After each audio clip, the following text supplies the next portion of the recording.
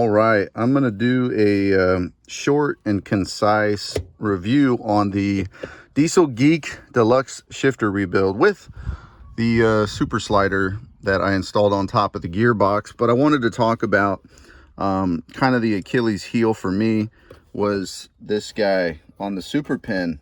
So typically you're supposed to, tighten this up. Tyler from DieselGeek recommends that you literally kind of crank on it just a little bit by hand, and using a wrench, a traditional wrench, just getting on here. I think it's an 11 or 12 millimeter. But anywho, I noticed that it was not, whenever you tighten the super pin up quite a bit and you don't allow it to spin freely like this, super easy, because of the slight angle out this way on this little arm, it was not finding dead center very smoothly. It was kind of stiff. And right now, I mean, you can see it snapping. It's snapping back to dead center, no problem. It feels great. The bushing that they recommend, or the shim for the shifter socket, is something that Tyler recommended, and you can barely, let me see if I can zoom in. It's kind of hard to see, but you can barely see the edge. You can barely see the edge of that business card sticking out there. But yeah, no, I spent a while driving this thing around. I probably gave it a good 8 days. It's been a little over, just over a week since I installed all these bushings and snapped it together. I mean, I got the first gear getter, the side-to-side bushing down in there with the little clip on the end, and then this guy here, as you can see, we had to drill a 1.5 inch hole into the side. They recommend a 1 1/4, but I had a 1.5 inch hole saw, and I drilled into the side of the original housing here, and was able to get access to that. I think it's the front to back bushing, and that's the one that, when that fails on you, pretty much everything else has failed. These guys here, I forget what they call these, but they help with the spring and the up and down function to access reverse. I replaced those. Those were completely dried out and crumbled.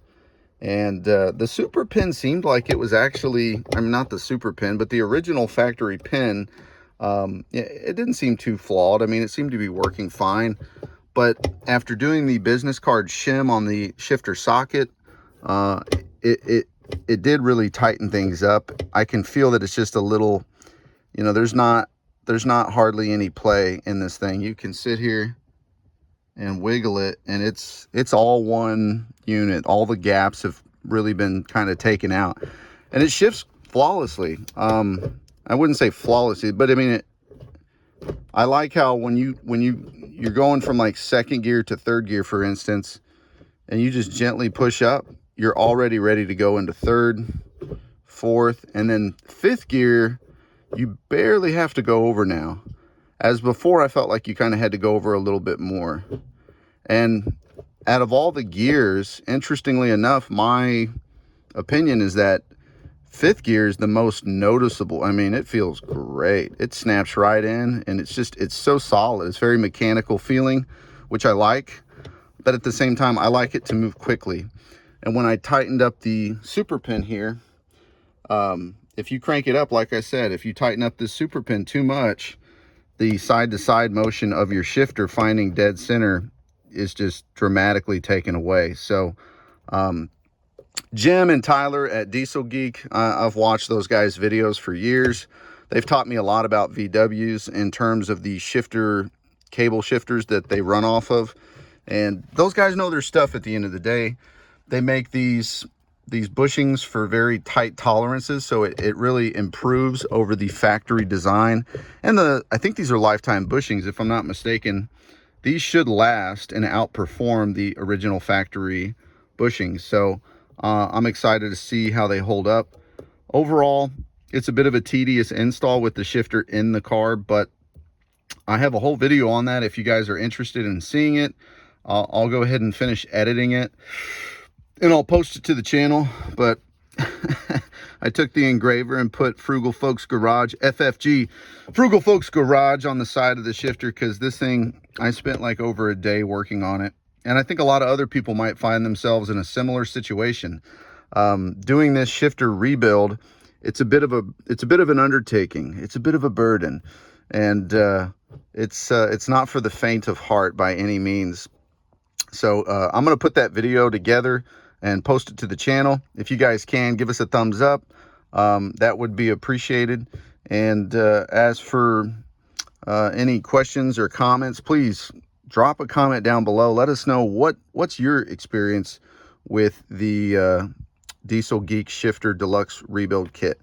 A lot of folks struggle with installing this. It's a bit of a job, but I got it all vacuumed up. I'm in here finally after driving it for over 8 days. I'm vacuuming up all the debris that I left, and I'm gonna put the center console back in, which that's probably the most time-consuming process, other than waiting for the epoxies to cure.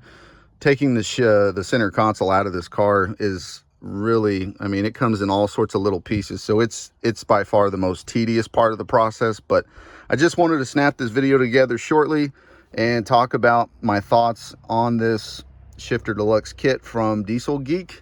Appreciate you guys watching, and we'll see y'all on the next video. Take care.